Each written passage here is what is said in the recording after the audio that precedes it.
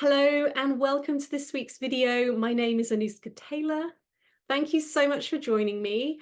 And if you're new to my channel, welcome. If you're not new to my channel, thank you so much for your support. If you haven't yet subscribed, please don't forget to hit that subscribe button. And also if you enjoy my videos, don't forget to like, comment and share. So before I get started, I have just realized that I'm blending in with the wall. So I didn't really pick my outfit particularly well, and also my eyes are green. So everything's green today. But anyway, so today we're talking about how much do you really want this? And by this, I mean creating lasting change with your voice. Because if you don't really want it, you won't create the change, because change is uncomfortable. And it requires you to leave an old identity. It requires you to step into something new. It requires you to face off with parts of yourself that you probably don't want to face off with.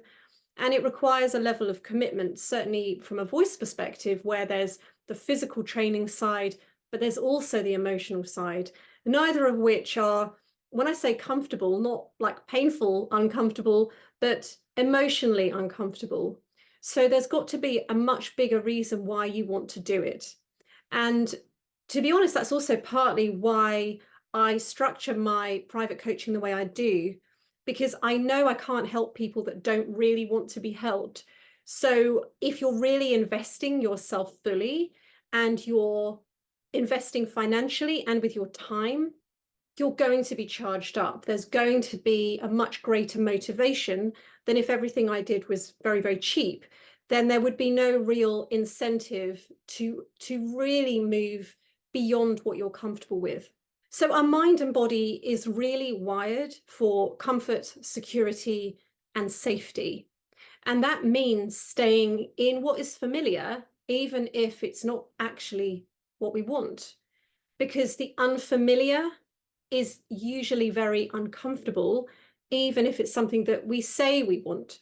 And this is why, and I include myself in this, we stay in relationships well past their sell-by date. We stay in jobs that we know in our heart we haven't wanted to be in the job for years, but we stay because it's comfortable and we know we're going to get paid on a particular day and have our annual leave, etc. So we stay in these situations, even with our health, when we're hitting up against what appears to be a sort of brick wall, or we feel like we're hitting a plateau. It's because going past that means we've got to face off with a part of ourselves, and we've got to really sort of bring the energy back within versus making it about something external. If I could just find the right person, make more money, get the right job, but really in order for us to have those things, we have to become something new. We have to let go of the old and allow something new in. And that is incredibly uncomfortable for the ego, because your whole ego structure is set up to keep you safe. And obviously, if you're still alive, which presumably you are if you're watching this video, then everything to date that you have created in your life has kept you safe, even if it's not, comfortable, even if it's not actually really what you want, you're still alive. So from your nervous system's perspective, this is the best possible scenario. And so what happens is when we think about creating change, but we're not really quite ready, or we're not really sure why we want the change, we don't have a bigger reason. The ego will come up with incredible excuses, and my ego is the same. I don't have the time, I'm too tired, I don't have the money, I don't have the support, like fill in the blank. But there is always a way. There is always a way to create, even to move towards what we want. But if you buy into the ego's excuses, you'll never do anything. So to create something new, and obviously here I'm talking about the voice, but you could apply this to anything in your life, you have to be willing to let go of an old identity. And you can think about your identity as your personality, as the person, the personality or the personas that you wear, that you really identify with. And that's what makes it so challenging, because you're really letting go of a lot of how you have been perceived and how you like to be perceived. So I'll talk a little bit more about this. I will give you an example at the end of how this might show up.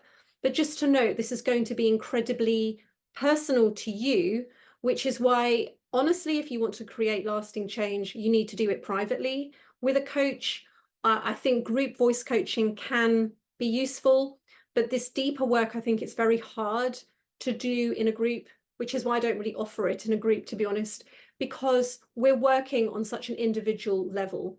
What bothers me, what's comfortable for me, is going to be different for you. We all have a different sort of set point within our nervous system of what's comfortable and what's not comfortable, what's okay, what's not okay. So it's almost impossible to create something that is going to actually speak to every single individual. It's also worth noting as well that what we have decided consciously and unconsciously is comfortable is often passed down through generations.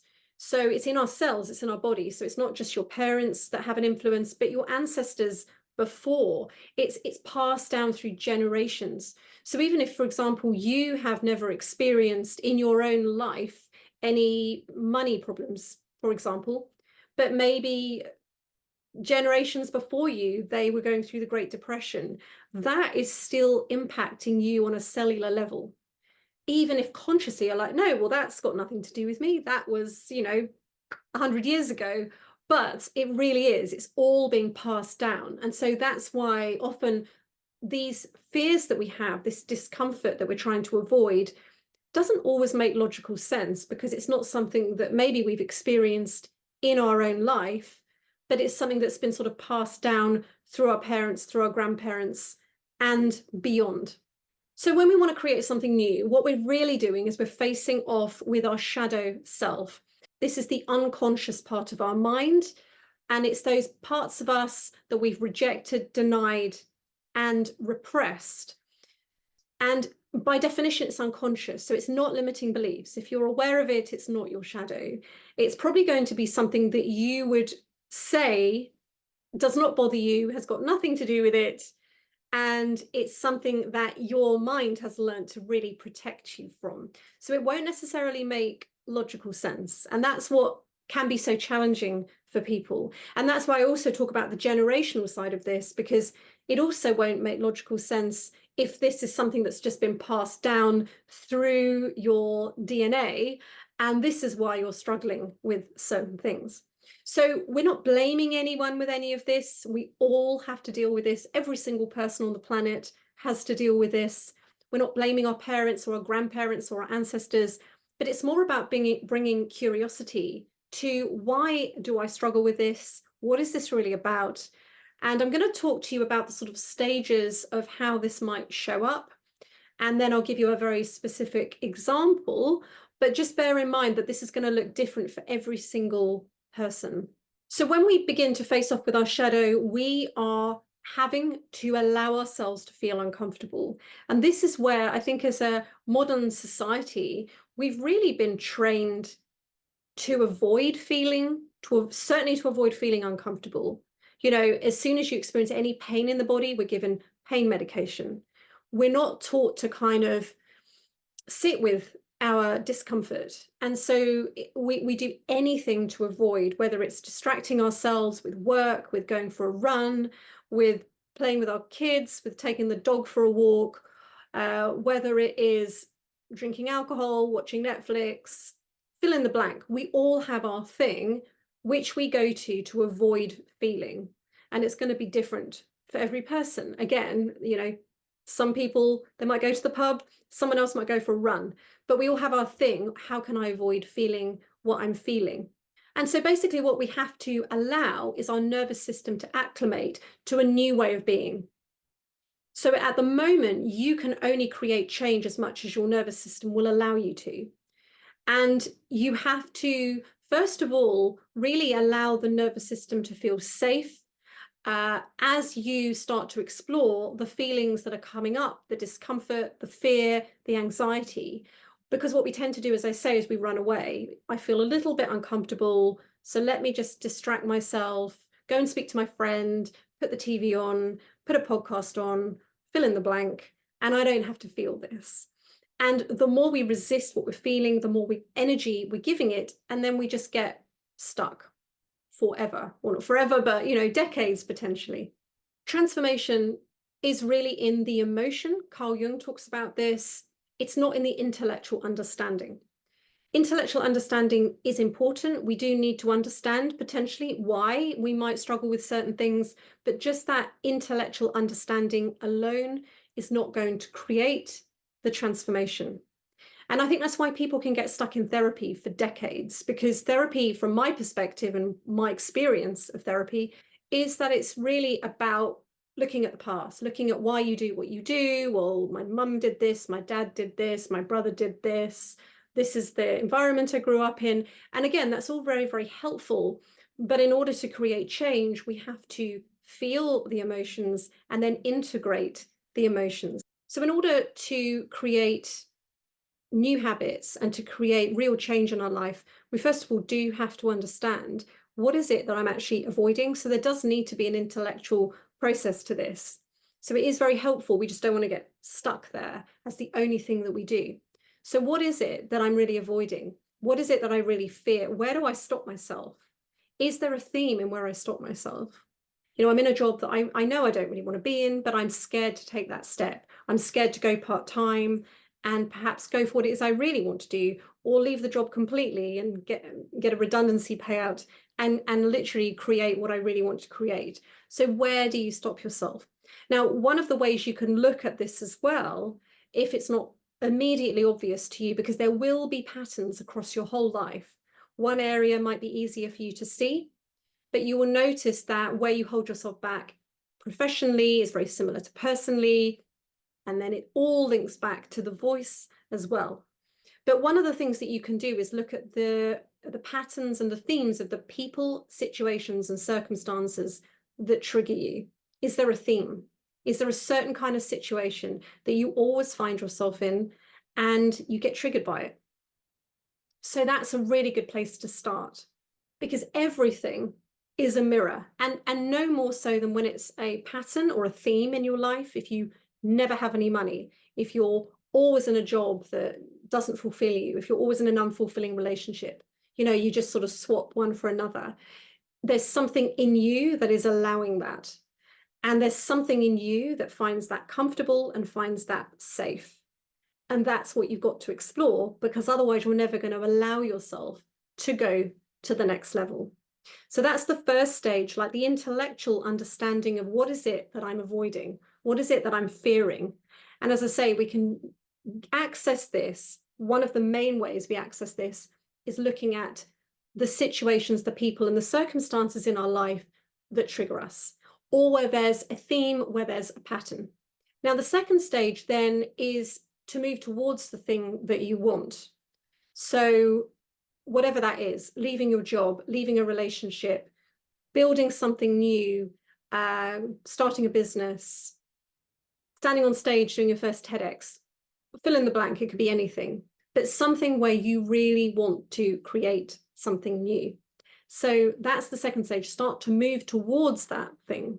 And then as you move towards this thing that you want, you will start to feel uncomfortable. You might feel fear, you might feel anxiety, you might feel anger, you might feel shame, you might feel sadness. I mean, it could be anything, but there will be emotions that start to become apparent in your body. Now, what most people will do at this point is either run back to where they were. No, I'm not going to do this thing. I'm just going to go back. Or they just distract themselves and don't really allow themselves to feel. And then all that happens is you're still actually at war within. So yes, we can create things in our life without doing the shadow work. But in order to kind of really be free, we have to integrate these parts of ourselves that we have denied, that we have repressed. And so we have to sit with the discomfort. This is why meditation is so brilliant. Sitting with the feeling, breathing deeply, breathing into the belly, allowing the shoulders to relax and soften, allowing the jaw to relax, breathe deeply, and notice the feelings in your body. Is there a heaviness? Is there a tightness? Is there a constriction? Is your heart going fast? Is your throat tensing? Like, what is it that happens for you? Also, we talked about the nervous system kind of has to acclimate. So when we breathe deeply, we are really activating the parasympathetic nervous system. And so what this does is this puts the body into a place of safety. So that's why breathing deeply is so important as well. We want to breathe deeply into whatever the feelings, the sensations are in our body.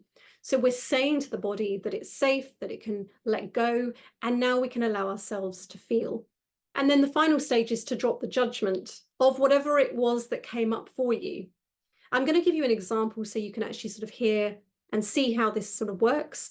But the judgment parts of it, whether it's judging ourselves, blaming ourselves, or judging and blaming other people, it's the same thing because we're all one. You're just seeing yourself out in the world anyway. So it's dropping the judgment. And that can be very, very hard when we've held on to something our whole life, that's bad and I'm never going to do that. Suddenly you have to actually loosen it a little bit. And as my coach says to me, allow a spoonful of it into your life. So let me give you a specific example so you can sort of see how this might work. So this is quite common that I hear from people. They will say to me in a meeting at work, they wait to be asked their opinion. They don't really actively share their point of view, their opinion. They wait for someone to say, what do you think? And they only really speak when they're asked. They feel very afraid just to put their thoughts and their feelings out there. So if this is you, now you could literally take anything. So just as I say, you've got to be aware, first of all, of what is it that I avoid. So that was step one.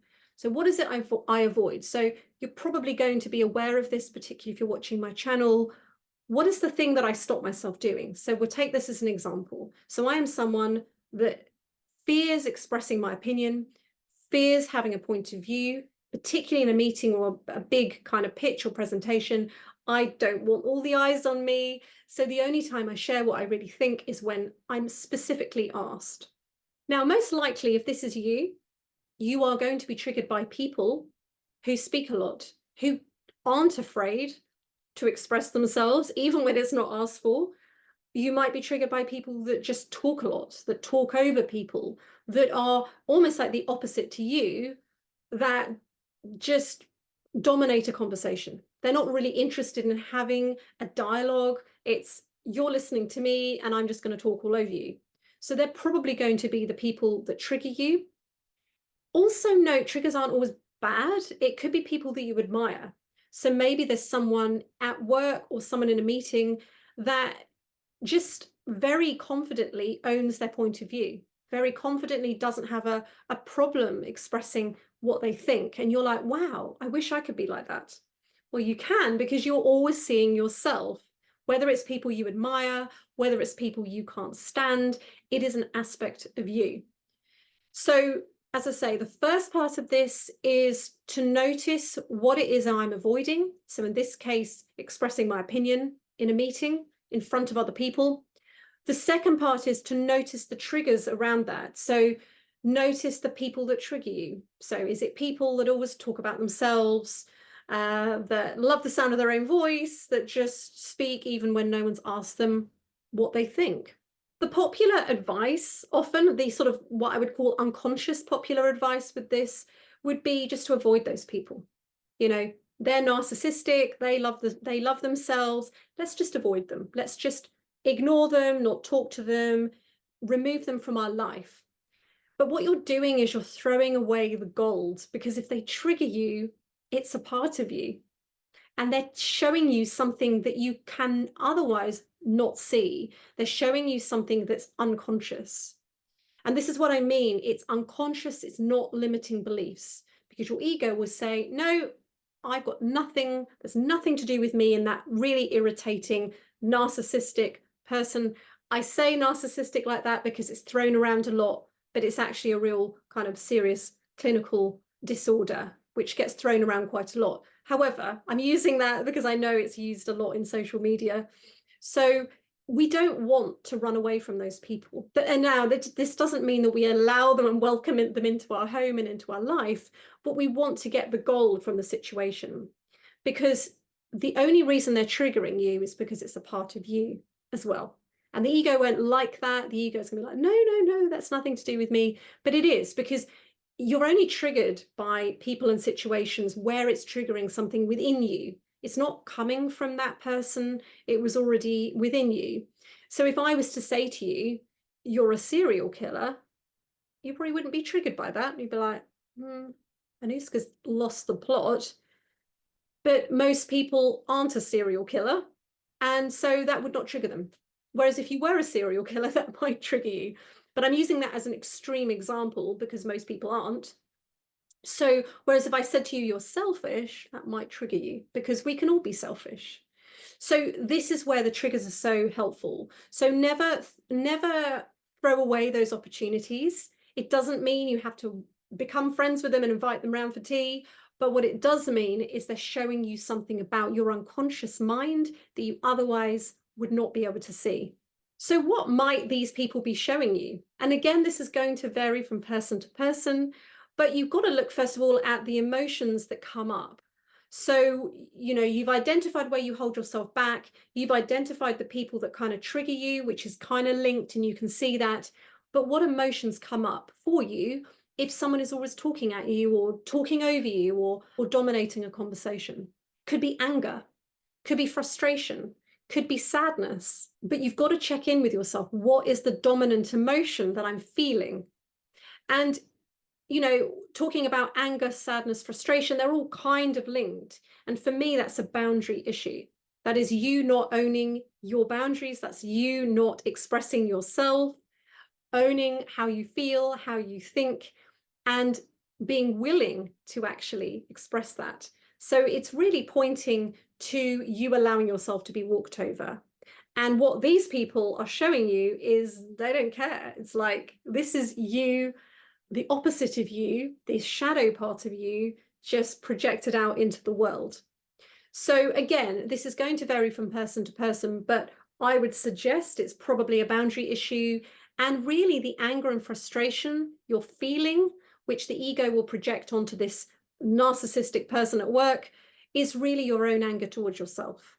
So remember, everything is showing you a part of you because the world is just a mirror. And then the next stage is to allow yourself to feel. So you're not making yourself wrong. This is not about blaming yourself. This is about taking full responsibility, but from a place of compassion and curiosity. So we're not blaming ourselves for feeling angry or frustrated or sad or whatever the emotion is that comes up for you, but you're also not blaming them either. So we take responsibility for the feelings and we allow ourselves to feel. And anger doesn't usually feel particularly good in the body. Sadness often doesn't feel good either, but it's allowing ourselves to breathe deeply and feel whatever is coming up for you. So maybe it's a heaviness in the chest. Maybe it's a heaviness in the throat or the belly. Like, it could be anything. And again, this is going to vary from person to person. Breathe into it. And it's meant to take about 90 seconds for an emotion, that feeling, to move through. The reason it usually lingers for a long time for us is because we resist it and we reject it and we start making up stories and we distract ourselves. So if you can really just be present with that emotion, it will move through. So you can do this in meditation, you can sit in stillness, go for a walk in nature, you could journal about it, but allow yourself to feel what is coming up in your body. And then, as I said, the final stage is dropping the judgment. So dropping the judgment of yourself. Don't make yourself wrong that you haven't put boundaries down, that you feel angry at these people.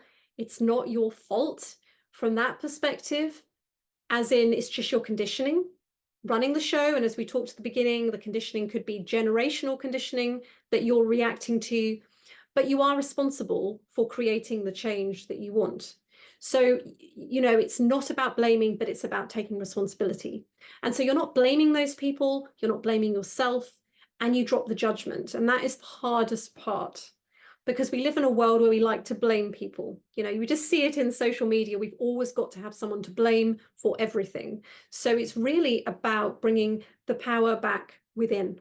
So this is a big process. I've kind of simplified it and summarized it in this video, but it could take you months, if you've had, or years actually, if you've had this fear of expressing yourself and setting boundaries with people for your whole life. This is not going to happen in one fell swoop. You have to keep peeling back the layers of the onion. But this is why I say, you have to have a higher reason, a bigger reason for why you're doing voice work. Because if you don't have a higher reason for doing voice work, you'll just run away. Because why would you want at an unconscious level to really be heard? If you have a judgment around people being heard, if there's something unsafe for you about being heard, you're not going to allow yourself to be heard. You'll just go back to what you were always doing. And I see this all the time with people. And this is why my private coaching is 8 months, because it's not going to change in one session and 2 sessions. It's a process. It depends how deeply conditioned you are around this, how ready you are for change, which is why I posed that question at the beginning. And it's much easier to create change when we have a bigger goal, we have a real desire for something that we really want to create. Then I just like the idea of expressing myself in a meeting. There's got to be something bigger than I just like the idea of it. There's got to be something that it really is meaningful to you at a deeper level. So if that is you, I would love to speak to you. You can book a 30-minute strategy call with me if you'd like some insight and understanding of what's going on with your voice. Or you can book a 60-minute Reclaim Your Voice coaching session if you'd actually like more of a practical session, both in terms of the physical, technical aspects of voice, and also looking at this shadow piece. Again, I can't do it in one session. It will start to actually like shed some of the layers of the onion, but it is a process. So if you're serious about this, private voice coaching is really the only way, because it's very, very hard to do this by yourself because it's unconscious. So if you have any questions, please post them below. Send me a message through my website, anuskataylor.com, and I'll see you on my next week's video.